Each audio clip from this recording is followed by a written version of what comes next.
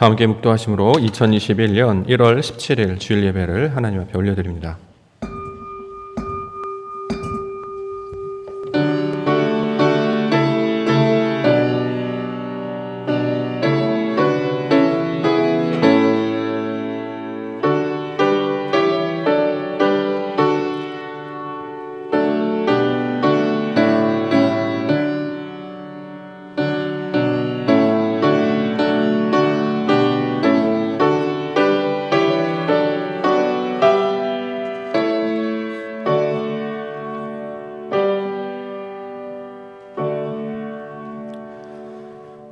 내가 그로 그 자식과 번석에게 명하여 여호와의 도를 지켜 의와 공도를 행하게 하려고 그를 택하였나니 이는 나 여호와가 아브라함에게 대하여 말한 일을 이루려 함이니라. 아멘. 거룩하신 이름 앞에 우리를 부르신 하나님의 은혜를 감사드립니다. 오늘도 주의 말씀을 붙잡고 하나님의 말씀 앞에 엎드리오니 오늘도 하나님께서 부르신 자들과 함께 하시고 성령과 진리로 하나님을 참되게 예배하는 자들이 되게 하여 주시옵소서. 새해를 허락하시고 새해 숨을 허락하시며 새 말씀을 우리로 깨닫게 하여 주심으로 이제 새롭게 진리로 예배하는 자들이 되게 하여 주셨사오니 그 말씀을 붙잡고 나오는 자들과 함께 하시고 이 진리를 세상에 전하는 사랑하는 주의 백성들 되게 하시며 이 진리로 아름다운 열매를 맺는 주의 백성들이 다 되어줄 수 있도록 인도하여 주시옵소서. 오늘도 각자에서 예배하는 자들 가운데 함께 하실 하나님을 높여드리오며 거룩하신 예수 그리스도의 이름으로 간절히 기도 올리옵나이다. 아멘. 교독문 함께 교독하겠습니다. 성시교독 3번 시편 4편입니다. 교독문 3번 시편 4편입니다. 교독하겠습니다. 내 의의 하나님이여 내가 부를 때에 응답하소서. 곤란 중에 나를 너그럽게 하셨사오니 인생들아 어느 때까지 나의 영광을 바꾸어 욕되게 하며 여호와께서 자기를 위하여 경건한 자를 택하신 줄 너희가 알지어다. 너희는 떨며 범죄하지 말지어다. 자리에 누워 심중에 말하고 잠잠할지어다. 여러 사람의 말이 우리에게 선을 보일 자 누구뇨 하오니 주께서 내 마음에 두신 기쁨은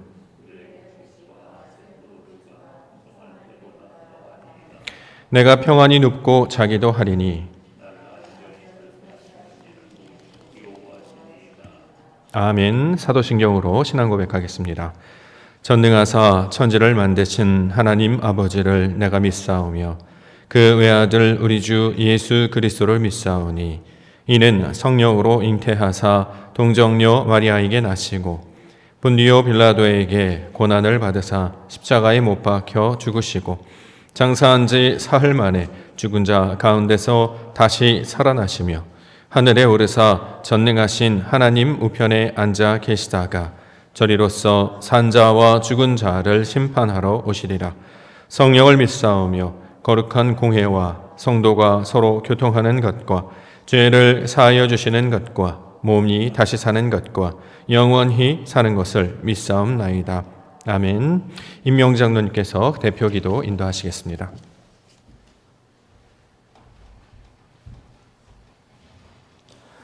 기도하시겠습니다. 만복의 근원 되시는 여호와 아버지 하나님, 저희들을 지나간 한 주 동안에도 하나님의 은혜 가운데 거하게 하시고 오늘도 하나님의 거룩한 주일 비록 비대면이지만 하나님 앞에 무릎 꿇고 주의 전을 향하여 예배하게 하시니 은혜를 감사합니다. 아버지 하나님께서 이 땅을 아버지 새롭게 하시기 위하여 우리가 감당하지 못할 정도의 아버지 코로나 바이러스를 허락하셨는데 주여 우리가 이 코로나 바이러스로부터 자유롭지도 못하고 하나님 앞에 온전히 나와 예배하지도 못하는 우리의 형편을 살펴주셔서 하나님의 뜻 가운데서 이 코로나 바이러스가 속히 소멸될 수 있도록 은총을 베풀어 주시옵소서.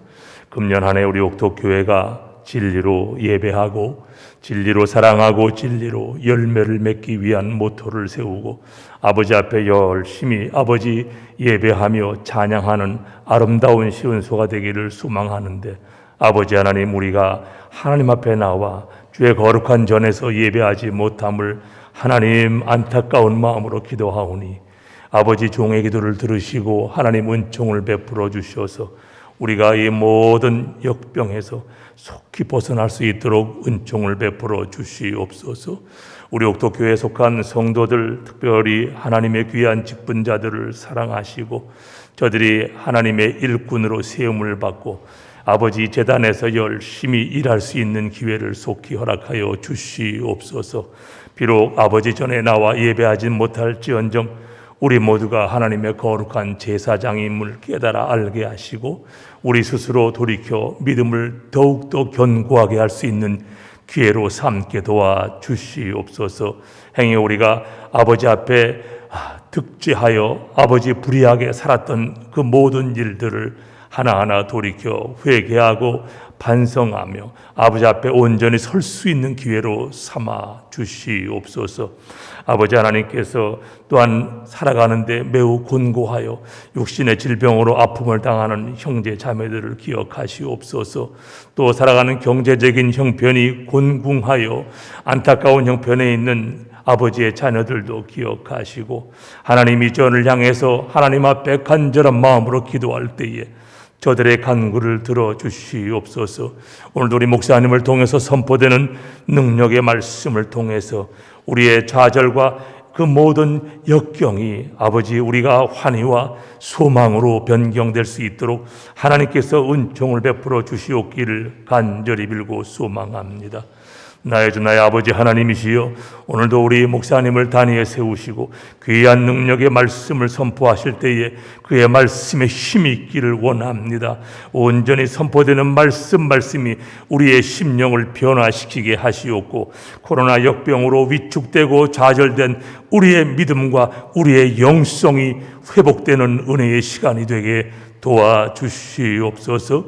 아버지 하나님, 빌고 원나옵기는 아버지 이 질병으로 말미암아 이 역병 가운데 지금도 아버지 수고하고 애쓰는 우리 모든 의료진들과 방역 당국을 위해서 기도합니다. 저들의 수고와 헌신과 땀 흘림을 기억하시옵고 저들을 주님의 권능의 손으로 붙들어 주시며 수고하고 애쓰는 손길을 통해서 우리가 속히 이 모든 역경 가운데서 벗어나 아버지 여호와 샬롬의 기쁨을 맛볼 수 있도록 은총을 베풀어 주시옵소서. 아버지 하나님, 또 이 나라 이 민족을 돌아보시고 아버지 이 땅을 통치하는 아버지 주님의 귀한 종들에게 능력과 지혜를 그리고 담대함을 허락하여 주시옵소서. 하나님의 뜻을 저버리지 아니하게 하시고 백성의 민의를 도외시하지 않게 하시며 저들이 정권의 이하요구에 따라서 행동하지 않도록 주님께서 저들을 붙들어 주심으로 말미암아 이 나라가 온전히 세워지고 주님이 기뻐하시는 민족과 이 땅이 될 수 있도록 은총을 베풀어 주시옵소서. 오늘도 하나님께서 비록 비대면이지만 예배하는 아버지 그 모든 권속들 가정과 처소에 임하셔서 예배하시는 자들의 아버지의 그 모든 심령 위에 예배하신 은총과 하나님의 복을 허락하여 주시옵소서. 이 모든 말씀 저희를 사랑하시는 나사렛 예수님의 이름으로 간절히 기도하옵나이다. 아멘.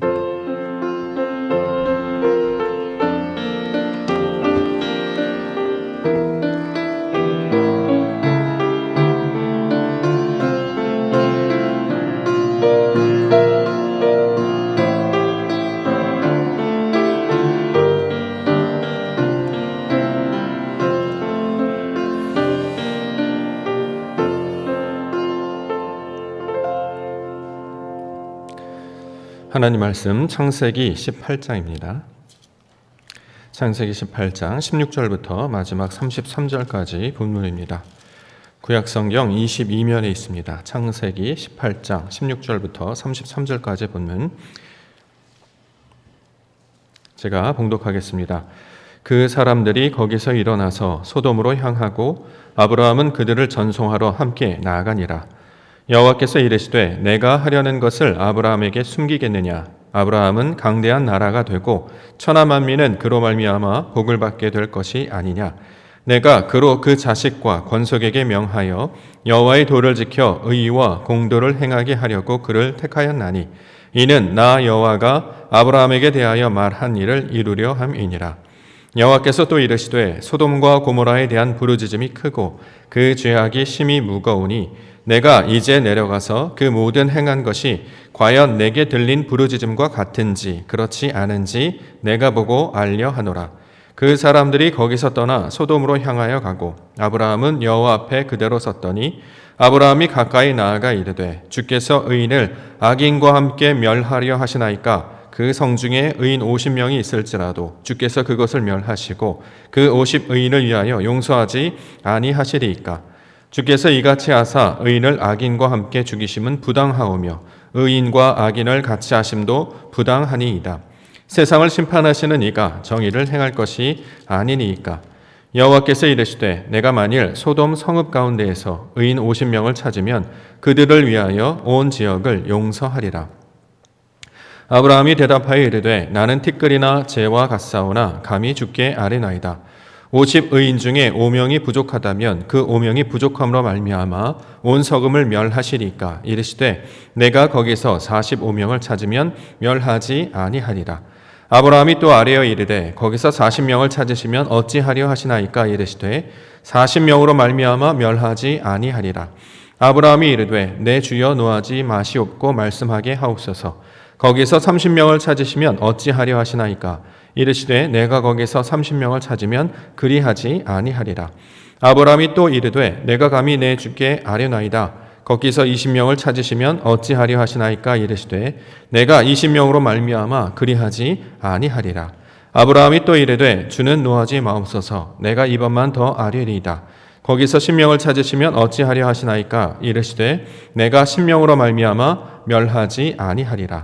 여호와께서 아브라함과 말씀을 마치시고 가시니 아브라함도 자기 곳으로 돌아갔더라. 아멘. 창세기 18장 16절부터 33절까지 본문입니다. 여호와의 도를 지켜 이루려 하심, 여호와의 도를 지켜 이루려 하심이라는 말씀의 제목입니다. 오늘 본문에서는 하나님께서 여호와의 도에 대하여 말씀하고 있습니다. 19절 말씀 먼저 보겠습니다. 19절 말씀 나와 있는데요. 내가 그로 그 자식과 본석에게 명하여 여호와의 도를 지켜 의와 공도를 행하게 하려고 그를 택하였나니 이는 나 여호와가 아브라함에게 대하여 말한 일을 이루려 함이니라. 이렇게 기록하고 있습니다. 여호와의 도를 지켜 행하게 하겠다, 이루려 하겠다. 자, 이것이 하나님의 말씀이셨습니다. 여호와의 도가 나오는데요. 그래서 도라고 하는 말은 우리말로 번역이 되면 길이라는 뜻입니다.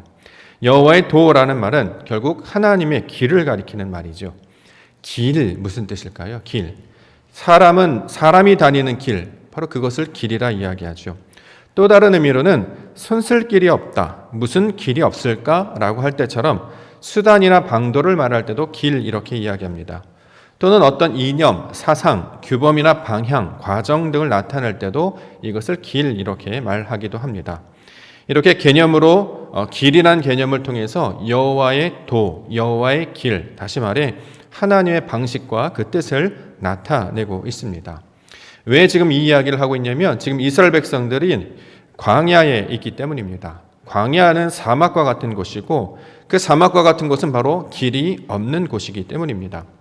자, 현재 지금 창세기를 우리가 살펴보고 있는데요. 창세기는 출애굽한 이스라엘 백성들이 광야에서 하나님의 말씀을 처음 듣고 있는 상황이죠. 광야에서 듣는 말씀입니다.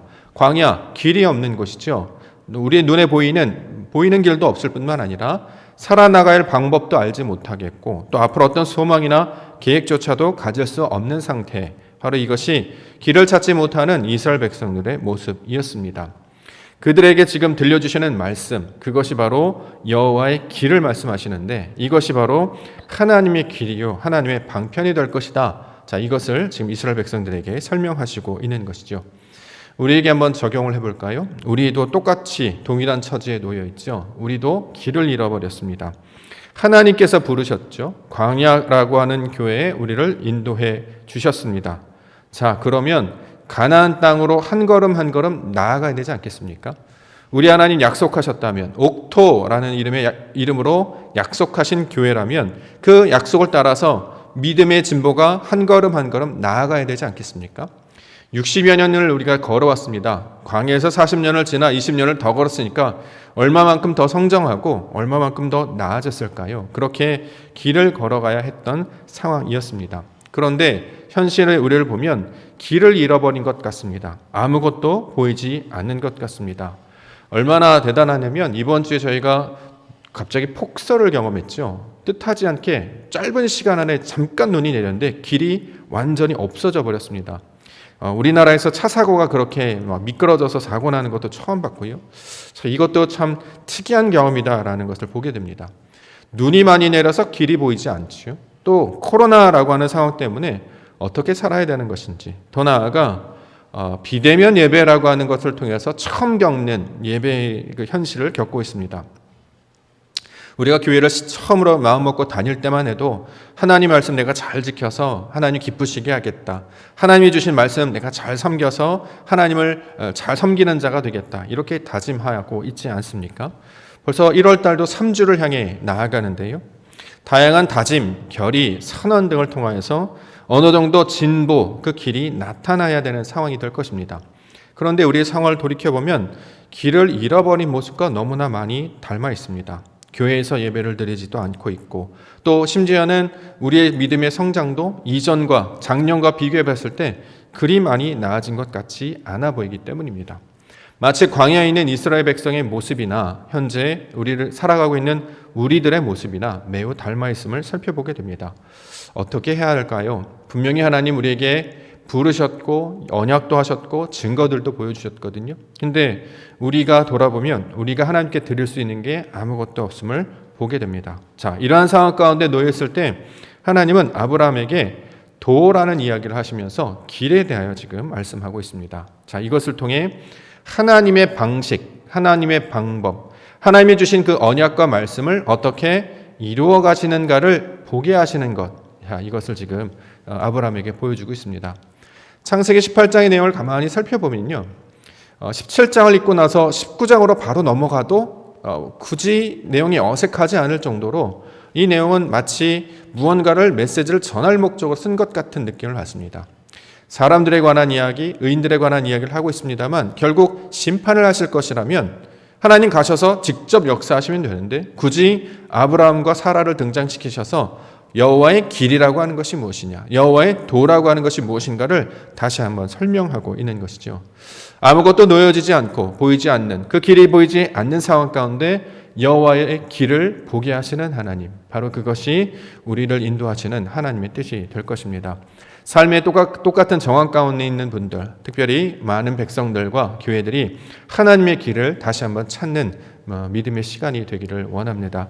그 길로 나아갈 때 우리를 생명의 길로, 진리의 길로 인도해 주실 줄 믿습니다. 자, 오늘 크게 두 가지 살펴보려고 하는데요. 첫 번째는 하나님께서 여호와의 도를 말씀하시면서 행하시는 그 방법이 의와 공도를 행하게 하신다, 이렇게 말씀하고 있고, 두 번째로는 아브라함에게 대하여 말한 일을 이루려 하신다, 이렇게 두 가지를 설명하고 있습니다. 하나씩 살펴보고자 합니다. 첫 번째는 의와 공도를 행하게 하신다, 이것으로 여호와의 도를 지금 설명하고 있습니다. 19절 말씀 다시 한번 보겠습니다. 19절 말씀에 내가 그로 그 자식과 권속에게 명하여 여호와의 도를 지켜 의와 공도를 행하게 하려고 그를 택하였다, 이렇게 증거하고 있습니다. 하나님께서 아브라함을 택하셨습니다. 자, 이유가 뭐예요? 여호와의 도를 지키게 하심으로 의와 공도를 행하게 하려고. 자, 이게 우리에게 주신 말씀이죠. 의, 공도, 이런 말 나오는데요. 의라고 하는 말은 보통 성경에선 정의로 번역을 하고 있는 짜디크이고요. 공도는 미슈파트, 심판하다라고 쓸 때 쓰는 단어입니다. 정의와 공의, 의와 공도, 관용적으로 쓰는 성경에서 나오는 표현인데요. 다시 말해 하나님의 의를 나타낼 때 곧 공의와 정의, 의와 공도, 이렇게 말씀하고 있는 것입니다. 우리가 쉽게 이해해 본다면 하나님께서 하시는 방식, 그게 바로 정의고 하나님께서 이루시는 방식, 이것이 공의가 되는 것입니다. 자, 이것을 지금 알게 해 주셔서 지키게 하시겠다, 지금 이것을 말씀하고 있습니다. 17절 말씀 보겠습니다. 17절 말씀에 여호와께서 이르시되 내가 하려는 것을 아브라함에게 숨기겠느냐 이렇게 얘기하죠. 하나님이 하시는 일을 숨기지 않겠다. 반대로 이야기하면 하나님이 하시는 일을 지금 나타내겠다, 보여주겠다, 알게 해야겠다 이런 의미가 되고 있습니다. 여기서 숨기지 않는다라고 하는 것은 우리가 잘 알고 있는 진리가 가지고 있는 어원적 의미이기도 하지요. 진리라는 게 무엇입니까? 진리는 드러내다, 숨겨진 것, 감추어진 것을 알게 하시다 이런 뜻이죠. 숨겨지고 감추어진 것이 무엇이냐면 바로 하나님의 뜻, 하나님의 의도를 가리키고 있습니다. 이처럼 하나님은 하나님의 뜻을 나타내시고 가르쳐 주셔서 알게 하시는 분이시다. 자, 이것이 바로 하나님의 방식이다. 이렇게 지금 말씀하고 있습니다. 아브라함, 사라가 지금 처해 있는 상황이 무엇이냐면 그들은 지금 현재 새 이름을 받은 상태였습니다. 원래 아브람이었고 사레였죠. 근데 지난주 말씀해 보니까 이들이 변하여서 아브라함이 되었고 사라가 되었습니다. 새 이름을 받았습니다. 우리로 따진다면 원래 우리가 가지고 있는 이름이 있는데 하나님께서 우리를 거룩한 자들 이렇게 불러주셨죠. 그리스도인 이렇게 불러주셨죠. 다른 말로 교인 이렇게 불러주셨습니다. 자, 이것을 우리는 새 이름이라고 이야기할 수 있을 것입니다. 또한 그들을 향해서 언약하셨습니다. 말씀으로 약속해 주셨습니다. 우리에게 말씀을 듣게 해주셔서 하나님을 예배하게 해주셨습니다. 그 내용이 아들을 주겠다라는 내용이었고 또 그 내용이 아버지가 되게 하겠다라는 내용이었습니다. 자, 약속도 받았지요. 이름도 가졌고 약속도 받았습니다. 그러면 다 이룬 것입니까?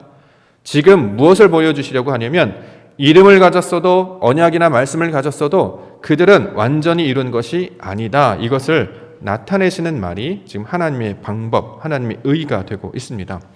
새 이름을 받아서 믿음을 가진 자처럼 보였으나 그들이 언약의 말씀을 가지고 약속의 말씀을 가지고 그 말씀 붙잡고 사는 자들인 줄 알았는데 막상 삶의 문제를 살펴보니까 하나도 변하지 않았다. 그들은 여전히 육신의 상태에 머물러 있었고 믿음으로 따지면 어린 자에 해당하는 것과 똑같다. 연약한 믿음의 상태였다라는 것을 18장에서 보여주고 있습니다.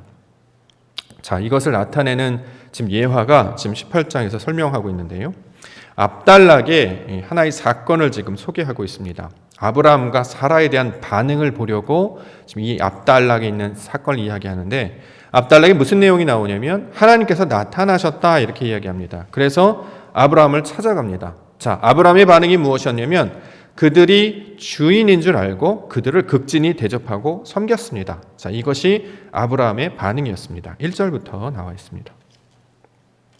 1절부터 4절까지 여호와께서 마므레의 상수리 나무들이 있는 곳에서 아브라함에게 나타나시니라. 날이 뜨거울 때에 그가 장만문에 앉아 있다가 눈을 들어본즉 사람 셋이 맞은편에서 서 있는지라. 그가 그들을 보자 곧 장막문에서 달려나가 영접하며 몸을 땅에 굽혀 이르되 내 주여 내가 주께 은혜를 입었사오면 원하건대 종을 떠나 지나가지 마시옵고 물을 조금 가져오게 하사 당신들의 발을 씻으시고 나무 아래에서 쉬소서 이렇게 말하고 있습니다. 자, 1절 말씀에 보면 여호와 하나님께서 나타나셨다 이렇게 이야기하셨기 때문에 여기에 등장하는 사람 셋은 여호와 하나님께서 보여지는 것, 사람이 자각할 수 있는, 인지할 수 있는 모양으로 나타나셨다는 것을 지금 이야기하고 있는 것이죠. 자, 아브라함의 반응은 무엇이었습니까? 그 사람 셋을 보고 나서 아브라함은 어떻게 했느냐? 열심히 최선을 다해 극신히 섬겼다라고 이야기합니다. 발을 씻을 물을 주었고요. 또 종을 시켜서 떡을 만들게 하셨고 기름지고 좋은 송아지를 잡아서 요리해서 그들에게 내놓기도 했습니다. 8절 말씀에 보면 아브라함이 엉긴 젖과 우유와 하인이 요리한 송아지를 가져다가 그들 앞에 차려놓고 나무 아래에 모셔섬에 그들이 먹었다 이렇게 증거하고 있습니다. 자, 낯선 자들이 나타나는데 하나님께서 나타나셨구나라고 보면서 열심히 봉사하고 섬겼다라는 거죠. 이것이 아브라함의 반응이었습니다. 자, 한번 이제 질문을 할 수가 있겠죠. 아브라함은 처음 본 사람들이 있는데 이전에 한 번도 본 적이 없는 사람들인데 왜 그토록 극진히 모시고 섬겼을까요? 여러분 갑자기 눈앞에 사람 셋이 이렇게 서 있다고 봅시다. 근데 그 사람들 아이고 어서 오십시오. 우리 집에 들어갑시다. 자, 발을 씻으시고 우리 집에 있는 최고의 것 송아지를 잡아다가 1등급으로 2+1으로 섬기겠습니다. 할 수 있겠습니까? 낯선 모양 아닙니까? 어떻게 아브라함은 전혀 본 적도 없는 낯선 사람들을 이렇게 지극히 섬길 수 있었는가? 그의 고백을 보면 이제 살필 수가 있습니다. 3절 말씀해 보면 이르되 내 주여 내가 주께 은혜를 입었사오면 이렇게 말하죠. 그들을 어떻게 여겼냐면 여호와를 보는 것처럼 하나님을 섬기는 것처럼 그렇게 섬겼다라고 말하는 거죠. 자, 그 사람 셋을 사람으로 보지 않고 그냥 나그네로 보지 않고 여호와의 현현, 하나님께서 찾아오시는 것, 그 의미로 받아들였다라는 뜻입니다. 그래서 그는 열심히 최선을 다해서 엉긴 젖, 우유, 고기 내와서 대접했다 이렇게 얘기하는 거죠. 대접을 받고 났더니 이 사람들이 떠나기 전에 이전에 하나님께서 아브라함에게 맺으셨던 언약을 다시 한번 언급합니다. 그 언약은 무엇이냐면 내년에 다시 돌아올 것인데 아들이 있을 것이다 라는 내용이었습니다. 10절에 나와 있습니다. 그가 이르시되 내년 이맘때 내가 반드시 내게로 돌아오리니 내 아내 사라에게 아들이 있으리라 하시니 사라가 그 뒤 장막문에서 들었다 이렇게 얘기했습니다. 자, 아들이 있을 것이다 라고 하는 것은 이번이 처음이 아니었죠. 원래 하나님께서 아브라함에게 너에게 자손을 주겠다, 이와 같이 자손을 주겠다 약속해 주셨습니다. 이미 약속해 주셨던 말씀을 다시 한번 확인해 주었습니다. 그런데 이 말씀을 들은 사라를 지금 설명하고 있는데요. 사라의 반응이 어떠했는지가 좀 독특하게 기록이 되어 있습니다. 자, 사라는 어떻게 했느냐? 그 말을 듣고 웃었다 이렇게 나오죠. 11절, 12절. 아브라함과 사라는 나이가 많아서 늙었고 사라에게는 여성의 생리가 끊어졌는지라 사라가 속으로 웃고 이르되 내가 노쇠하였고 내 주인도 늙었으니 내게 무슨 즐거움이 있으리요. 자, 지금 이 이야기를 하면서 웃었다라는 거죠. 당신들은 내년에 아들을 갖을 것입니다 라는 말씀을 들으니까 아유 이게 말도 안 돼요 이렇게 생각하면서 웃었다라는 거죠. 이게 지금 우리에게 주시는 교훈이 뭐냐면 사레라고 하는 사람이 사라라고 하는 새 이름을 받았습니다. 그런데 그녀는 새 이름이었던 사라였음에도 불구하고 여전히 하나님이 보내신 자들의 메시지를 믿지 않고 있더라. 지금 그거를 우리 가운데 보여주고 있는 말씀이죠. 말씀을 들었다고 해서 언약을 우리가 받았다고 해서 그 정체성과 본질마저 완전히 변했는가? 그렇지 않았다. 이렇게 이야기하고 있습니다. 자, 믿지 않는 자가 믿음을 가지고 신앙생활을 하게 됩니다. 그러면 신앙생활 한 그 순간부터 완전히 달라지는가요? 우리에게 성도라는 이름이 주어지고 또는 직분이라는 이름이 주어지면 갑자기 변할 게 완전히 그렇게 믿음 가운데 살아가게 되는 것인가? 성경은 그것이 아님을 지금 나타내고 있습니다. 이름이 바뀌었다고 해서 정체성이 바뀌지 아니하고 그가 약속을 들었다고 해서 그의 본질이 육체 가운데 있기 때문에 그 말씀을 온전히 믿는 자가 된 것은 아니었다 이렇게 이야기하고 있습니다. 아브라함이 믿어서 아들을 낳은 것이 아니고 사라가 믿어서 아들을 가진 것이 아니었습니다. 그들은 새 이름을 받고 약속을 받았음에도 여전히 옛사람의 모습, 육신의 모습으로 살고 있었음을 성경은 다시 한번 증거하고 있는 것이죠. 그래서 아브라함이 아내 사라를 이 애굽이나 그랄에 넘어갔을 때 누이라고 속였던 장면이 한 번 더 나오죠. 아직 변하기 전이었다 이 이야기를 하고 있는 것입니다. 우리가 신앙생활할 때에 우리가 교회를 만약에 다닌다고 하면 또는 어떤 직분을 가진다고 하면 어떤 믿음의 시작을 한다고 하면 완전히 뭔가 달라진 것 같은 느낌이 들잖아요. 예를 들어서 우리가 사모하는 그 감동의 말씀, 은혜를 받았다, 하나님의 감동을 받았다. 그러면 막 모든 것이 한꺼번에 막 달라질 것 같잖아요. 근데 실제로 삶은 그렇지 않다라는 것을 보여주고 있다라는 거죠. 왜냐하면 오늘 본문에서 사라가 하나님이 보내주신 자라고 생각하여서 그들을 극진하게 대접했음에도 불구하고 우리를 하나님의 사람처럼 대접했느냐? 자, 이제 하나님의 약속의 말씀을 다시 한번 너에게 주노니 우리가 내년에 다시 오면 너희는 아들을 낳을 것이야 라고 했는데 그 말은 믿지 않고 있었다라는 거죠. 왜요? 사라는 아직도 자신의 생각과 경험에 의지하는 자였기 때문입니다. 사람들은 보지 못하는 것들에 대하여 믿지 않습니다. 그렇죠? 안 봤잖아요. 본 적이 없어요. 어떻게 믿을 수 있죠? 내가 경험하지 않는 것을 이야기하면 사람들은 그것을 받아들일 수 없습니다. 그게 사람이다라는 거죠. 본 것만 믿습니다. 경험한 것만 듣습니다. 그렇기 때문에 보지 못하는 것들에 관한 이야기라든가 경험하지 못한 것들에 대한 이야기를 하면 전혀 이해가 되지 않는다라는 거죠. 왜요? 우리는 그렇게 생각하는 습관이 남아있기 때문입니다. 남편도 나이가 많아요. 당연히 아들을 못 낳는 거죠. 나도 생리가 끊어졌어요. 당연히 아이를 못 낳는 거죠. 이런 존재가 바로 사람이었다라는 거죠. 우리는 현실적인 요건과 조건에 따라서 생각하는 자이들이기 때문에 하나님께서 이게 바로 하나님의 말씀이야, 하나님의 약속이야 주어졌음에도 불구하고 그것을 믿고 그렇군요. 정말 그렇게 될 줄 믿습니다. 라고 하지 않는다. 자, 이것을 현실적으로 나타내는 말이 되고 있습니다. 우리의 말씀, 우리에게 주시는 말씀이 대표적이겠죠. 우리가 이제 보통 예배를 드릴 때 하나님의 말씀을 듣게 되면 우리가 생각하는 해석의 내용이 있고 메신저를 통해서 들려주는 메시지가 있습니다. 어쩔 때는 이것이 내가 이해가 잘 되다가도 어쩔 때는 되게 낯설게 들릴 때가 있어요. 대표적으로 어떻습니까? 저 말씀이 맞아? 이럴 때 있지 않을까요? 지금 말씀하고 있는 저 말이 그 뜻이 맞아? 이렇게 의아하게 들릴 때가 있어요. 왜 그러냐면 우리는 항상 자기가 가지고 있는 가치관, 그 기반 안에서 늘 생각하지요. 하나님의 말씀을 들으면 하나님의 뜻으로 듣지 않고 내가 가진 지식과 경험에 따라서 그것을 해석하려고 하기 때문에 이게 맞지 않으면 잘 받아들이지 않는다라는 것입니다. 심지어 보이지 아니하는 하나님께서 나타나지도 않을 일, 심지어 현실에는 불가능한 일을 말했는데 그것을 아멘으로 받는다라고 하는 건 실제적으로 인간들에게는 나타나지 않는다. 자, 이 이야기를 하고 있는 것이죠.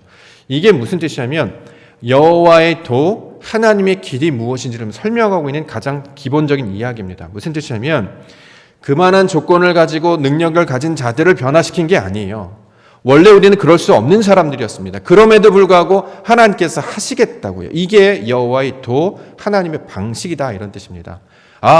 말씀을 들었으니 그는 믿었네. 사라가 이름이 바뀌었으니 그는 열심히 살았네. 그러니까 저렇게 복을 받았지. 그게 아니다라는 걸 다시 한번 강조하고 있는 것이죠. 사라가 이 이야기를 처음 듣는 게 아니었죠. 원래 아브라함에게 먼저 이야기하지 않았습니까? 벌써 이들은 할례를 받은 이후입니다. 그렇죠? 이미 창세기 17장에서 약속의 말씀을 주셨고 할례를 받으라고 했기 때문에 이미 전장을 읽어보면 남자들은 다 할례를 받았다고 해요. 왜 할례를 받았죠? 하나님이 말씀하셨기 때문에 그 말씀을 그대로 행한 거잖아요. 그들은 이미 행했음에도 불구하고 그럼에도 불구하고 그 말씀이 온전히 그렇게 될 거라고는 믿지 않았다는 거죠. 여전히 나의 생각이 남아있고 나의 경험이 남아있고 나의 합리적인 경험, 내가 생각하는 판단이 남아있기 때문에 그런 일은 있을 수 없는 것이야. 될 리가 없어. 이렇게 생각하고 있다는 거죠. 이게 무슨 뜻이냐면 우리가 생각하고 있는 신앙과 실제적으로 우리의 나를 다시 한번 깨닫게 하시는 것이 하나님의 방식입니다. 자, 지금 가나안 땅으로 나아가야 되잖아요. 근데 지금 무슨 일을 벌어지고 있냐면 광야에서 하나님께서 길을 말씀을 해줬어요. 우리는 보통 길 들으면 하나님께서 이제 피할 길을 내주시겠네. 가나안 땅을 인도해 줄 길을 나가게 해주실 거야. 이렇게 우리가 보통 생각하잖아요. 근데 가만히 말씀을 보고 있으면 하나님은 그런 길을 말하는 게 아니고 우리를 변화시키려고 하는 뜻이 있음을 발견해 주시는 거예요. 우리는 길이라는 이름을 들으면 목적이 저기지 저쪽 오른쪽으로 가야 돼 왼쪽으로 가야 될지 오른쪽이 막혔으니까 하나님이 왼쪽의 길을 열어주시겠어 아니면 막힌 길을 뚫어주실 거야 이렇게 생각한다는 거죠. 근데 하나님께서 지금 그걸 얘기하는 게 아니라 내가 길이라고 이야기하면 너희는 어떻게 받으리냐 그런 식으로 지금 생각하지 않느냐 약속의 말씀을 붙들지 않고 자기식대로 이해를 하고 있지 않느냐 자 그것을 지금 알게 하신다는 거죠. 왜 이렇게 하냐면 신앙은 어디서부터 출발해요? 내가 생각하고 있는 것이 하나님의 생각과 다르다라는 것으로 출발한다는 거죠. 다시 말해 하나님의 뜻을 갖고 있지 않다라는 것을 알게 하시는 것이 하나님의 신학의 목적입니다. 아브라함이 하나님이 주신 약속의 말씀을 듣고 뭐라고 얘기했습니까? 나는 너의 기업이야. 내가 너의 큰 상급이야 했더니 아들이나 주세요 이렇게 얘기했다는 거죠. 내가 너의 복인데 하나님이 나의 복인데 하나님을 알아서 그의 뜻 안에 살려고 하지 말고 살려 하지 않고 세상에 뭐가 없어 아들이 없어 재물이 없어 땅이 없어 이런 걸 가지고 자신을 판단했다는 거죠. 이게 현실이고 우리가 처해 있는 상황이었음을 다시 한번 깨닫게 해주시는 것 우리가 지혜가 없고 지식이 없고 말씀이 없는 자임을 알게 하시는 것으로부터 하나님의 일이 시작된다라는 거죠. 그러므로 신앙은 무엇이냐면 내가 가지고 있는 생각이 하나님의 생각이 아니었구나. 내가 착각했구나. 내가 잘못 알고 있었구나. 내가 하나님의 뜻을 알지 못하였구나. 이것을 깨닫는 것으로부터 시작한다는 것입니다. 그렇게 말씀에서 떨어져 있는 상태를 가리켜서 죄의 상태를 말하는데 그래서 죄라는 개념, 내가 죄인이라는 생각을 해야 하는 이유가 나의 생각이 하나님의 말씀을 내가 잘못 들었습니다라는 것을 깨닫는 것부터 생각해야 이걸 바꿀 수 있기 때문이죠. 근데 우리는 다 스스로 옳다고 생각하지 않습니까? 맞다고 생각하지 않습니까? 이게 하나님의 방식이고 이것이 하나님의 뜻이에요. 이렇게 생각해 왔다라는 거죠. 근데 18장 이야기를 통해서 지금 그 이야기를 다시 깨닫게 해 주시고 있습니다. 자, 사라가 웃었습니다. 그렇죠? 그랬더니 왜 웃느냐라고 이야기를 하죠. 그랬더니 15절에 이것을 부인합니다. 사라가 나오죠. 15절. 사라가 두려워서 부인하여 이르되 내가 웃지 아니하였나이다. 이르시되 아니라 네가 웃었니라. 사라가 웃었습니까? 안 웃었습니까? 웃었죠. 근데 어떻게 웃었어요? 속으로 웃었어요. 아무도 몰라요. 근데 이걸 알아차렸다는 거잖아요. 누가요? 하나님이요. 하나님께서 우리의 속마음을 다 꿰뚫어 보고 계시죠. 근데 우리는 그것을 인정하지 않아요. 웃었는데 아니요, 안 웃었습니다 이렇게 얘기하죠. 이것을 우리가 거짓말하다 이렇게 얘기하지 않습니까? 부인하다 이렇게 이야기하고 있습니다. 너는 분명히 웃었다라고 했더니 아닙니다, 저는 웃지 않았습니다 이렇게 부인했다라는 거죠. 자, 이것을 거짓말하다, 발뺌하다, 속이다라고 뜻을 가지고 있는데 이게 우리의 현실이라고요. 우리의 현실을 알게 하면 우리는 이걸 받아들이지 않습니다. 너의 상태가 이거야, 난 그렇지 않아. 우리가 성적표 받을 때 충격받지 않습니까? 우리가 몸무게 잴 때 충격받지 않습니까? 그렇죠? 연말에 뭘 받으면 충격받아요. 아니야, 이건 내가 아니야. 부인하잖아요. 이게 인간의 모습이에요. 아니, 거울을 봐요. 아니, 이게 그렇게 나와서 사진 찍으면 사진기가 잘못됐거나 찍은 사람이 잘못됐거나 날씨가 안 좋거나 문제가 있다. 그렇게 얘기하잖아요. 우린 받아들이지 않아. 이건 내가 아니야 이렇게 얘기하는 거죠. 근데 신앙은 뭐예요? 너가 바로 이거야 라는 걸 보여주는 것부터 시작한다는 거죠. 자신이 어떤 상황에 처해 있는지를 아는 것으로부터 신앙은 시작됩니다. 그것을 광야에서 만드시려고 가나안 땅에 들어가는 게 목적이 아니라 가나안 땅에 들어가기 전에 우리를 완전히 세상으로부터 구별된 백성으로 바꾸시려고 하시는 일에 하는 게 여호와의 방식, 여호와의 도, 여호와의 길이다라는 뜻이라는 거죠. 길을 열어주세요 문제가 아니에요. 그 길로 갈 게 아니고 우리를 바꾸는 것이 하나님의 뜻이 되고 있음을 가르쳐주고 있습니다. 그러므로 지금 하나님이 나타내시는 정의와 공의라고 하는 것은 저들을 심판하는 게 아니에요. 저 나쁜 사람을 혼내주세요. 저 문제들을 해결해 주세요. 그게 아니고요. 그 정의와 공의가 바로 내 안에 나타나게 하시는 것이 하나님의 방식임을 알게 해주셨습니다. 그래서 이 말씀을 듣고 있는 곳이 광야고, 광야는 히브리어로 미드바르라고 하는데 거긴 말씀의 땅 이렇게 이야기합니다. 말씀을 듣게 하신 것은 앞으로 뭘 하라 이게 아니라 말씀을 듣고 나서 아 이게 바로 하나님이구나 라는 걸 알게 해서 내 자신을 깨닫게 하시는 것, 내가 가지고 있는 생각, 내가 가지고 있는 욕망이 다 애굽의 것이구나, 육신의 것이구나, 이 땅의 것이구나 하는 것을 알고 밝히 보여주시는 일을 하는 것이 하나님의 뜻이 된다라는 것이죠. 히브리서 4장 12절과 13절 하나님의 말씀은 살아있고 활력이 있어 좌우의 날선 어떤 검보다도 예리하여 혼과 영과 및 관절과 골수를 찔러 쪼개기까지 하며 또 마음의 생각과 뜻을 판단하나니 지으신 것이 하나도 그 앞에 나타나지 않음이 없고 우리의 결산을 받으실 이의 눈 앞에 만물이 벌거벗은 것 같이 드러나느니라. 말씀 앞에 서면 어떤 일이 일어나면 능력을 갖는 게 아니다라는 거죠. 내가 드러나는 것, 하나님 앞에서 죄인됨을 드러내는 것, 하나님의 뜻 가운데 살지 못했음을 드러내는 것, 이것이 하나님의 도, 여호와의 방식입니다. 자, 이것을 사라라고 하는 인물을 통해서 보여주셨습니다.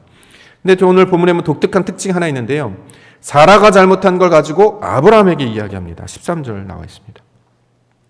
13절에 여호와께서 아브라함에게 이르시되 사라가 왜 웃으며 이르기를 내가 늙었느냐 어떻게 아들 낳으리요 하느냐. 속으로 웃은 사람은 사라거든요. 근데 그 이야기를 누구한테 해요? 아브라함에게 해요. 사라한테 직접 얘기하죠. 그 아브라함에게 합니다. 왜 아브라함에게 할까요? 둘이 똑같다라는 거죠 지금. 그렇죠? 하와가 선악과를 따먹은 것이 여자의 잘못이 아니고 둘이 똑같다라는 거잖아요. 한 몸이라는 거잖아요. 남자와 여자가 하나가 되었는데 사라가 잘못하는 것뿐만 아니라 아브라함도 같은 상태에 놓여 있음을 지금 나타내는 말로 설명하고 있습니다. 자, 분명히 그 낯선 사람들을 섬겼을 때 뭐라고 고백했냐면 아도나이 이렇게 했어요. 주님, 은혜를 입었사오니 와서 나의 정성을 받으세요. 근데 그래서 그 사람이 약속의 말씀 주셨습니다. 하나님께서 너희에게 이런 일을 하실 거야. 그러면 아, 그게 하나님의 뜻이군요. 내가 주라고 고백했기 때문에 그 말씀을 받아야 될 것인데 주라고 고백했지만 그들이 전한 메시지는 받지 않고 있었다는 거죠. 왜요? 에이, 그런 일은 불가능해요. 늙었는데요, 어떻게. 3절, 현실적으로 불가능한 일이에요. 그건 말이 안 되는 일이에요. 이렇게 생각했다라는 거죠. 사람이 하나님을 예배하거나 하나님을 섬기는 걸 어떻게 하냐면 이런 방식으로 한다는 것입니다. 무슨 뜻이냐면 하나님을 섬길 때 우리가 제사하고 신앙할 때 뭘 하길 좋아하냐면 대접하기를 좋아해요.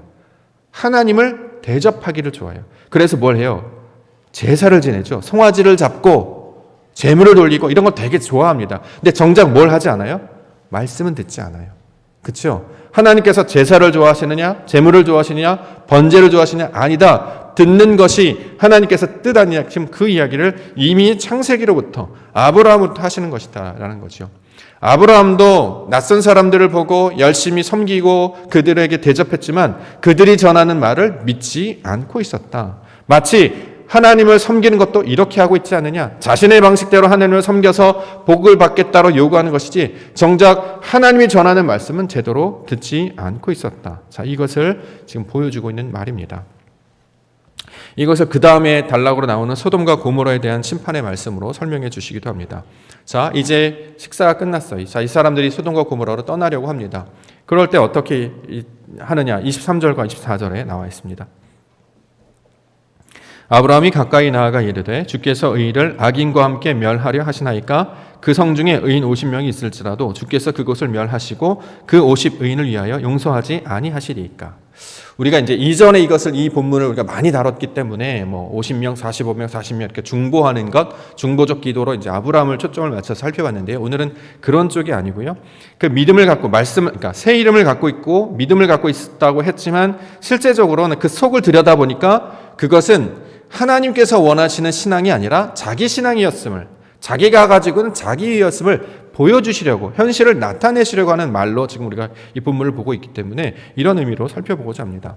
자, 여기에 보면 세 사람이 등장하는데 소돔과 고모라 땅에 가서 난 저들을 심판할 것이야 라고 하지 않으셨습니다. 그런 말을 하지 않았어요. 가서 뭐라고 하냐면 내가 들은 것이 맞는지 확인하러 가겠다 이렇게 이야기하죠. 20절부터 보면 여호와께서 또 이르시되 소돔과 고모라에 대하여 부르짖음이 크고 그 죄악이 심히 무거우니 내가 이제 내려가서 그 모든 행한 것이 과연 내게 들린 부르짖음과 같은지 그렇지 않은지 내가 보고 알려 하겠다. 죄악의 소리, 그런 소리가 들렸는데, 부르짖음이 들렸는데 그게 맞는지 아닌지 확인하겠다라고 했지 멸하겠다라고 하는 말은 없었거든요. 근데 이걸 어떻게 설명해요? 하나님께서 그 땅에 가시는 거 보니까 그들을 멸하려고 하시는 것이네 라고 지금 아브라함이 이해했다는 거죠. 하나님의 말씀을 온전히 이해하지 못하고 그 땅에 가시는 선사들 보내신 것은 심판하는 것이야, 자기식대로 생각하는 거죠. 근데 우리 하나님은 심판하시는 분이 아니고 구원하시는 분이시다라고 성경은 이야기하고 있지 않습니까? 자, 아브라함은 새 이름도 받고 약속은 받았지만 여전히 땅의 사람으로 자신이 섬기던 신의 방식으로 여호와 하나님을 말씀하고 있다는 거죠. 그들이 알고 있는 신은 뭐예요? 우리에게 찾아오면 심판하는구나. 그래서 잘 섬기고 잘 대접해서 복을 얻는 것이 신의 모습이구나. 그래서 열심히 송아지도 잡고 먹을 것도 없고 제사를 지냅니다. 그러나 정작 전하는 메시지는 듣지 않는 것이죠. 그리고 그 신이 딴 데로 가는 거 보니까 심판하는 거네. 그래서 뭐라고 해요? 뭐라고 얘기하면 그러하게 하는 일은 부당합니다. 이렇게 또 지적을 합니다. 뭐라고 얘기하죠? 23절에 보면 아브라함이 가까이 나아가 이르되 주께서 의인과 악인을 함께 멸하려 하시나이까 그 성 중에 의인 50명이 있을지라도 주께서 그것을 멸하시고 그 50의인을 위하여 용서하지 아니하시리이까. 25절 주께서 이같이 하사 의인을 악인과 함께 죽이심은 부당하오며 의인과 악인을 같이 하심도 부당하니이다. 세상을 심판하시는 이가 정의를 행하실 것이 아니니까. 하나님이 어떠한 분이라는 걸 자기가 인식하고 있죠. 부당합니다 이런 얘기를 해요. 하나님이 이 모든 것들 주인이시라고 하는데 마치 종된 사람이 그렇게 하는 거는 잘못된 거 아니에요? 이렇게 따진다는 거죠. 원래 의도도 그런 목적이 아니었는데 이것을 마치 불의를 행하는 주인처럼 묘사하고 있습니다. 우리가 옛날에 달란트 받은 거 기억나시죠? 5달란트, 2달란트, 1달란트. 1달란트는 왜 그걸 숨겨놨습니까? 주인이 아닌 것에서 찾는 고약한 사람이다 이렇게 생각하는 거죠. 마치 지금 아브라함은 친히 그 하나님이라고 하는 존재가 의인과 악인을 구별하여서 이들을 다 심판하시겠네, 근데 의인이 있다면 심판하면 안 되는 건 아니야? 그러니까 부당합니다. 이렇게 지금 이야기하고 있다는 거죠. 하나님이 하시는 주권을 인정하는 것이 아니라 그가 행하신 것을 완전히 이해하지도 못했으면서 그것에 대해서 이게 하는 것이 맞습니다. 저게 하는 것이 맞습니다. 라고 주장하고 있는 모습과 똑같습니다. 신약에서 이 비슷한 모습을 본 적이 있죠. 베드로가 예수님에 대하여 말씀하시는 장면입니다. 마태복음 16장 22절에 베드로가 예수를 붙들고 항변하여 이르되 주여 그리 마옵소서 이 일이 결코 주께 미치지 아니하리이다. 예수께서 돌이키시며 베드로에게 이르시되 사탄아 내 뒤로 물러가라. 너는 나를 넘어지게 하는 자로다. 내가 하나님의 일을 생각하지 아니하고 도리어 사람의 일을 생각하는도다. 사람의 일은 뭘까요? 사람의 일은 뭐냐면 의인과 악인을 나누는 걸 사람이 합니다. 하나님께서는 의인과 악인을 나누는 일을 하는 게 아니고요. 내가 한 말이 내가 들린 것이 지금 같은 것인가 확인하시고 알아보려 하신다는 거죠. 그런데 사람들은 이것을 의와 악인으로 나누는 일을 오히려 사람들 측에서 하고 있었습니다. 그런데 이것은 하나님이 일이 아니다 이렇게 이야기하고 있는 것이죠.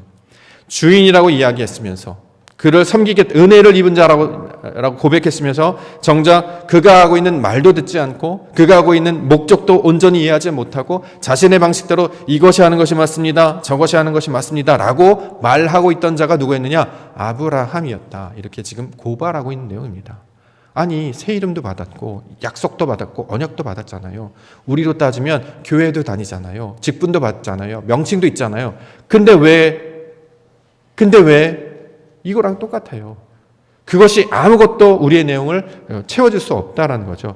여전히 불신앙 가운데 여전히 연약함 가운데 있는 자들이 바로 백성들이었다라는 것을 보여주고 있습니다. 이러한 자들이었는데 어떻게 하느냐? 하나님께서 말한 일을 이루게 하실 것이다 라고 지금 다시 한번 강조하고 있습니다. 18절과 19절 보겠습니다. 아브라함은 강대한 나라가 되고 천한 만민은 그로 말미암아 복을 받게 될 것이 아니냐. 내가 그로 그 자식과 권속에게 명하여 여호와의 도를 지켜 의와 공도를 행하게 하려고 그를 택하였나니 이는 나 여호와가 아브라함에게 대하여 말한 일은 이루려 함이니라. 여전히 아브라함은 믿음의 상태가 아니었습니다. 이름만 바뀌었을 뿐이에요. 직분만 놓여져 있었을 뿐입니다. 사라도 마찬가지였어요. 약속을 받았고 증거를 받았음에도 여전히 그들은 말씀을 듣지도 않았고 앞으로의 일들도 자식대로 자기식대로 자신의 방식대로 살고 있었던 자들이었다는 거죠. 근데 그럼에도 불구하고 하나님은 신실하게 자신의 일을 이루셔서 그 말한 일을 보여주심으로 이들의 입술을 통해서 하나님이 하셨군요 라는 것을 고백하게 하신다는 거죠. 이게 여호와의 도, 하나님의 방식이라는 것입니다. 우리에게 믿음을 주시고 우리에게 능력을 주셔서 우리를 변화시켜서 우리를 뭘 시키시는 게 아니고 여전히 약속과 말씀을 받았음에도 불신앙하고 믿지 않고 있는 자들 속에서 신실함으로 역사하시는 분이 누구냐면 하나님이셔. 이걸 보여주신다는 거죠. 이걸 깨닫게 하시는 것이 이 창세기의 말씀이 되고 있습니다. 실제로 21장 이야기를 쭉 살펴보면 사라가 임신하여 아들을 낳게 되죠. 22장 말씀에 보면 아브라함에게 하나님께서 제사를 하라 이런 이야기를 하죠. 아들을 바치라 이렇게 얘기했어요. 근데 그때 놀랍게도 아브라함이 아들을 바치는 장면, 우리가 여호와 이레라고 잘 알고 있는 반문으로 나아갑니다. 자, 사라에게는 진짜 아들을 보게 하심으로 하나님께서 정말 그 일을 성취하시는가를 보게 하셨죠. 아브라함에게는 이전엔 자신의 방식대로 예배하는 사람이었습니다. 송아지를 잡고 자신의 방식대로 이렇게 섬겼고 정작 그러나 말씀 듣지 않았죠. 근데 22장에서는 말씀을 듣고 그 말씀에 근거하여서 제사를 지내는 모습이 나옵니다. 그래서 변화된 모습으로 다시 한번 설명하겠죠. 그래서 그 약속을 이루시는 하나님, 아들을 대신해서 어린 양을 보여주시는 그 하나님을 알게 해주셨습니다. 그래서 아들을 주시고 또 어린 양을 보여주셔서 하나님의 말씀이 어떻게 성취되고 이루어졌는가를 보여주시는 장면이 이 창세기의 이야기를 통해서 지금 설명하고 있는 것입니다. 이것을 뭐라고 그러냐? 이게 하나님의 방식이야. 이게 하나님의 길이야. 이게 하나님의 도야, 여호와의 도야. 이 이야기를 하고 있다라는 것이죠. 그래서 성경은 하나님이 하시는 일을 보게 하시려고 우리를 부르셨어요. 우리가 처음부터 완전히 변화되지 않습니다. 우리가 신앙생활을 했지만 여전히 그렇잖아요. 말씀을 듣지만 매주마다 이렇게 변화가 확확 나타나지 않잖아요. 여전히 우리는 우리 방식대로 생각하기를 좋아하고 하나님의 말씀을 들으면 저게 되겠어. 현실적으로 고려해봐. 저건 안 되는 거야. 이렇게 하는 게 더 낫지 않아? 자신의 방식이나 자신의 의견이 관철되기를 더 원합니다. 왜요? 그게 저 합리적으로 보이기 때문에. 그게 우리에게 더 익숙하기 때문에, 이게 경험하기 때문에. 그런데 이 코로나 상황을 겪으면서 이제는 받지 않느냐, 사람의 방식으로 전혀 예상할 수 없는 방식으로 온 것을 멈추시게 하고, 자, 이것을 통해서 하나님의 일이 어떤 것을 보게 하시지 않았느냐. 이제 사람의 생각으로 되는 것이 아니라 하나님이 펼치신 그것을 붙들며 나아가야 할 것이다. 자, 이것을 우리 가운데 일깨워주고 있다라는 거죠. 그러므로 우리가 지금 이렇게 처해 있는 상황을 만나게 되면, 이 하나님의 뜻을 발견하면 우리가 전혀 염려하거나 걱정하지 않게 된다는 거죠. 그런 생각 하잖아요. 60년 이렇게 되잖아요. 우리 교회가 60년 그래요. 그러면 뭔가 막 어디까지 좀 이렇게 나가야 되지 않나? 성장해야 되지 않나?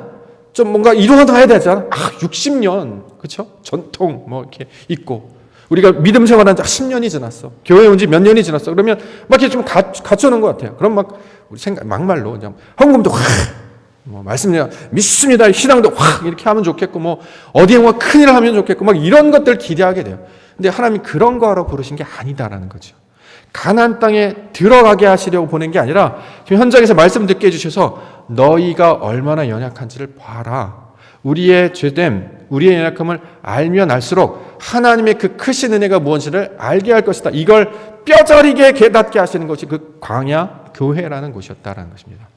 말씀을 듣으면 와, 하나님께서 나에게 은혜를 주셔서 날 뭘 하게 하시는 그게 아니라 하나님께서 너무 크신 빛이신 것을 보여주시기 때문에 우리의 자금이 자꾸 드러나게 되는 것을 예배라고 말합니다.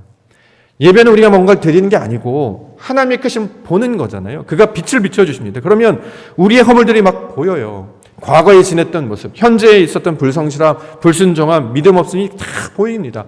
근데 이걸 보게 하시는 이유가 뭐예요? 그럼에도 불구하고 하나님이 너와 함께 하신다는 거 아니겠어? 바로 이 일들을 보여주신다고 하는 게 아니겠어?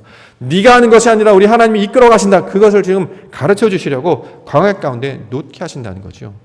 그러니까 길이 보이지 않아도 두려워하지 않아요. 왜요? 우리 하나님이 말씀이 그 자체가, 우리 하나님 그 자체가 길이시기 때문에 그렇습니다. 내가 곧 길이다.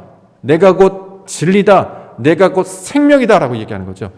길을 보여주셔서 그 길로 가라는 게 아니라 예수 그리스도가 길이고요. 예수 그리스도가 진리고 그가 생명이시다는 것. 그게 사는 방법이에요. 그를 깨닫는 것이, 그 믿음 안에 거하는 것이, 그게 진짜 아는 것이고 하나님을 섬기는 백성이 된다라고 말씀하고 있습니다. 그러므로 우리가 하는 게 아니고요. 그분의 크심을 발견하는 시간이 지금 저와 여러분들에게 주어진 시간입니다. 그를 발견하셨으면 좋겠어요. 하나님의 말씀을 깨달아 아시고 우리가 이럼에도 불구하고 하나님이 이렇게 지켜주셨지. 나의 상황을 알게 하시는 것. 이것은 우리에게 뭘 요구하시거나 우리에게 뭘 책망하시려고 하는 것이 아니라 그런 연약함 가운데 있는 걸 보게 하셔서 내가 집을 떠나 있는 둘째 아들과 똑같구나. 아버지의 집에 품꾼이 얼마나 많은고 그것을 깨닫게 하시려고 이걸 보게 하시는구나. 알게 하신다라는 거죠. 돌이켜볼까요? 온라인 비대면 예배를 하면서 더욱 많이 깨달아가는 것은 하나님을 잘 몰랐구나, 뜻을 몰랐구나. 우리가 그동안 뭘 열심히 합시다, 뭐 이렇게 합시다, 뭘 쫓아갑시다, 달려갑시다, 늘 그렇게만 살아왔다는 거죠. 근데 돌이켜봐서 그 말씀 그 자체로 기뻐하고 말씀을 주신 그 은혜를 사모하고 하나님 주신 그 말씀 안에서 나의 지나온 모든 것들이 다 하나님의 손길이었음을 깨달으며 감사하는 시간이 많지 않았다라는 생각이 들어요. 이렇게 멈추게 하시니까 생각하게 하고 돌아보게 하고 둘러보게 하신다라는 거죠. 가장 좋은 것은요, 가장 가까이에 있었어요. 가장 좋은 것은 이미 하나님께서 많은 것들을 이루어 놓으셨다는 걸 보게 하셨습니다. 이걸 보아야 은혜가 무엇인지를 알아서 이제 이렇게 펼쳐지는 걸 보면 이건 하나님이 하시는구나, 이걸 알게 되지 않겠습니까? 이걸 깨달을 눈이 없는데 막 보여준들 못 깨닫잖아요. 다 자기가 잘해서 된 걸로 알잖아요. 내가 열심히 해서, 내가 수고해서, 내가 잘해서 이렇게 된 걸 줄 알지. 이게 다 하나님이 보여주시는구나 라고 하는 것을 깨닫지 못하는 것입니다. 근데 이전에는 그렇게 살지 몰랐어도 이제부터는 하나님이 하시는 그 영광을 보게 할 것이고 그 말씀과 영광을 본 자들로 서는 것을 진리라고 말하기 때문에 그 진리로 다시 한번 하나님을 깨닫게 하여 주실 줄 믿습니다. 2021년 진리로 예배하자, 진리로 사랑하자, 진리로 열매 맺자라고 하는 것은 나의 생각을 가리키거나 경험을 말하는 것이 아니라 그 하나님이 보여주시는 사건들, 하나님이 우리에게 주신 약속들, 그 가운데 보여주신 그 일들, 그것을 찾고 이것이 하나님께서부터 주신 것임을 발견한 일로 삼는 것이 되어야 될 것입니다. 그렇다면 우리가 예배하는 것도, 우리가 살아가는 것도, 우리에게 펼쳐진 모든 것도 다 하나님의 손길 가운데 있는 줄 믿습니다. 그 연약함 가운데 있는데 50명이면 45명이면 괜찮을까요? 30명이면 괜찮을까요? 20명이면 괜찮을까요? 10명이면 괜찮을까요? 그럼에도 불구하고 노하지 않으시고 끝까지 그 이야기를 들어주시는 분이 누구예요? 여호와 하나님이시다라고 설명하고 있습니다. 32절에 아브라함이 또 이르되 주는 노하지 마옵소서 내가 이번만 더 아뢰리이다. 거기서 신명을 찾으시면 어찌하려 하시나이까 이르시되 내가 신명으로 말미암아 멸하지 아니하리라. 이렇게 말씀하고 있습니다. 자, 한 번만 얘기하면 들을까요? 두 번만 얘기하면 들을까요? 세 번만 얘기하면 들을까요? 아니, 좀 말이 된다고 생각하나요? 의인이 없거든요. 없었죠. 우리가 나중에 확인해보니까 의인이 없었어요. 근데 그렇게라도 이렇게 얘기하면 그 이야기를 들어주세요. 우리 하나님은 그 약간 뭐랄까 핑계라고 할 것 같기도 하고 구실이라고 하는 것 같기도 하고 그 거짓말하는 것 같기도 하는데 그걸 들어주신다는 거죠. 참소하는 분이 아니고 드러내거나 밝혀내는 분이 아니고 50명? 좋아 내가 들어줄게. 40명? 좋아 들어줄게. 10명이라도 그래 좋아 다 들어줄게. 너무 잘하세요. 너무 잘하세요. 그래서 그 이야기를 우리 가운데 하나님 앞에 나와서 기도하고 말하는 것을 들어주시는 분이 여호와 하나님이시고 그분은 절대 노하지도 않으시고 멸하시도 아니하시는 분이라는 것을 우리 가운데 말씀하고 있는 것이죠. 다만 우리가 이야기하는 것이 정말 그러한가를 찾는 분이십니다. 하나님이 주신 말씀을 내게 간직하고 있는가? 내가 말한 것을 다시 하나님께 돌려드리고 있는가? 이것만을 알게 하시려는 분이 하나님이심을 성경에서 이야기하고 있습니다. 자, 이것이 바로 여호와의 도, 길이라고 하는 뜻입니다. 우리는 그동안 길이라고 하는 것을 찾아 헤맸습니다. 어느 길로 가야 좋을까요? 좀 나아지지 않게 방식이나 방법을 말하죠. 세상의 것들도 따라간 적도 있었고요. 또 여러 가지 사람의 생각들로 감당해 본 적도 있었습니다. 근데 안 되더라고요. 왜요? 하나님의 방법이 아니니까요. 우린 자칫 이런 방법을 사용하면 저쪽 길로 나아가면 아니면 뭐 저쪽으로 이사를 가면 아니면 이런 방식을 사용하면 뭔가 하나님이 기뻐하실 거라고 생각했는데 다 아니었다라는 걸 보여주셨잖아요. 우리 교회 역사를 통해서도 보여주셨어요.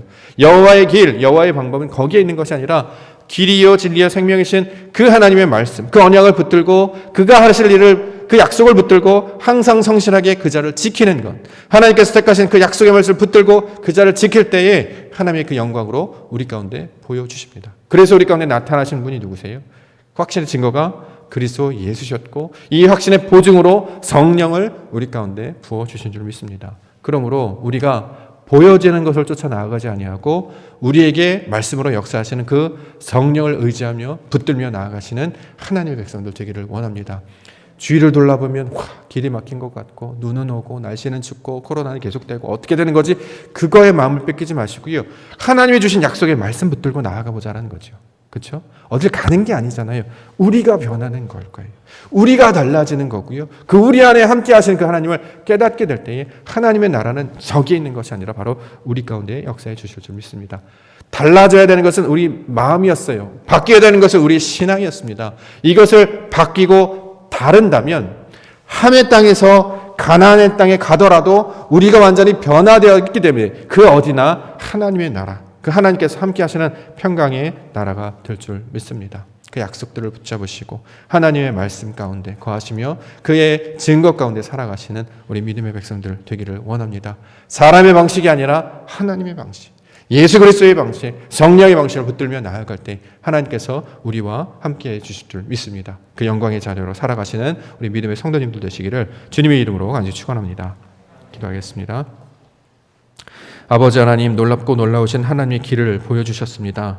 어디로 나아가야 될지, 어느 길을 갈라야 할지, 어떤 방법을 사용해야 될지 우리는 날마다 그것 때문에 고민하고 그것 때문에 마음 아파했습니다. 그러나 하나님의 방식은 사람에게 있는 것이 아니라 아버지의 뜻 가운데 있음을 보여주셨습니다. 우리의 변화됨, 우리의 하나님께서 기뻐하시는 모습으로 달라지는 것, 주의 말씀을 붙잡고 아버지께서 펼치시는 그 영광의 역사를 바라보게 하시는 그 눈을 뜨게 되고 귀가 열리게 하는 방식, 그것이 바로 하나님의 방식이었습니다. 오직 성령만이 이 증거의 능력이 될 줄 믿습니다. 모든 이들 아버지께서 주신 말씀 붙잡게 하시고 오직 하나님께서 약속으로 보증으로 확정해 주신 그리스도 예수의 증거, 그것들 붙들며 길이요 진리요 생명 되신 주와 동행하는 믿음의 백성들 되게 하여 주시옵소서. 거룩하신 예수 그리스도 이름으로 간절히 기도 올려옵나이다. 아멘. 이 시간에는 우리 장로님 나오셔서 교회 소식 전해 주시겠습니다. 광고 말씀 몇 가지 올리겠습니다. 오늘 우리 정부의 그 방역 방침이 새롭게 발표가 됐습니다. 그래서 일요일 정규 예배에 한해서 좌석수의 10%에서 예배를 드릴 수 있도록 되어 있습니다. 저희 교회는 1층 본당 1층이 300명 정도 가능합니다. 30명이 앉을 수가 있고요. 그렇다면 2층이 140명, 그래서 14명, 15명이 가능합니다. 그래서 다음 주부터 주일은 대면 예배를 드리도록 하겠습니다. 새벽 예배, 수요 예배, 금요 예배는 당분간 비대면으로 진행을 하도록 하겠습니다. 그래서 다음 주 이제 예배, 주일 예배 때는 오실 때 가급적 이제 다리가 건강하신 분들은 한 10분 정도는 이렇게 위층에 올라가서 예배를 드려주시면 감사하겠습니다. 저희 교회에 지금 비대면 기간인데도 등록하신 성도님이 계십니다. 우리 문정동에 살고 계시는 박영숙 성도님이 저희 교회에 등록하셨습니다. 자진해서 우리 교회에 오래 나오셨다가 등록을 하셨습니다. 우리가 다음 주에 정식으로 환영을 하도록 하겠습니다. 그동안에 이제 온라인 헌금을 우리가 계속 했었는데 이번 주에도 헌금하실 분들은 거기 나와 있는 계좌를 통해서 헌금해 주시면 감사하겠습니다. 이상 광고 마치겠습니다. 기도하겠습니다. 거룩하신 하나님, 하나님의 뜻을 쫓아 나아갑니다. 여호와께서 우리의 길이요 진리요 생명이신 줄 믿습니다. 그가 우리의 힘이요 우리의 능력이시오니 세상을 바라보지 아니하고 우리의 눈에 보이는 것에 따라가지 아니하고 오직 하나님이 주신 약속의 말씀과 하나님이 허락하시는 성령의 은혜 가운데 살아가게 하여 주시옵소서. 오늘도 믿음 가운데 예배하며 주의 말씀 붙잡고 나아가오니 하나님께서 우리의 능력이심을 기억하여서 아버지 하나님이 이 땅 가운데 빛의 자녀로 하나님의 말씀의 자녀로 진리의 자녀로 살아가는 주의 백성들 다 되어줄 수 있도록 인도하여 주시옵소서. 무엇보다 아버지께서 허락하신 귀한 성도님 보내주심을 감사합니다. 우리 성도님의 그 믿음을 통하여서 하나님 영광 받으시고 그의 예배와 그의 섬김과 그가 하나님을 바라는 그 뜨거운 마음을 주께서 아시오니 그를 통해 하나님의 영광을 경험하게 하시고 이를 통해 옥토교회가 더 믿음 안에서 날마다 하나님을 섬기는 주의 백성들을 감당하는 아버지의 거룩한 자녀들로 살아가게 하여 주시옵소서. 아버지께서 믿음 가운데 함께 하시며 진리 가운데 인도해 주실 줄 믿습니다. 주여 우리와 동행하여 주시옵소서. 이제는 우리 구주 예수 그리스도의 은혜와 하나님 아버지의 무한하신 사랑하심과 성령 하나님의 감화감동 교통 충만하시는 역사가 주께 주시는 약속의 말씀을 붙잡고 믿음으로 여호와의 길을 따르기를 다짐하는 모든 믿음의 백성들 위에 이 교회 위에 지금으로부터 영원토록 함께 있을지어다. 아멘.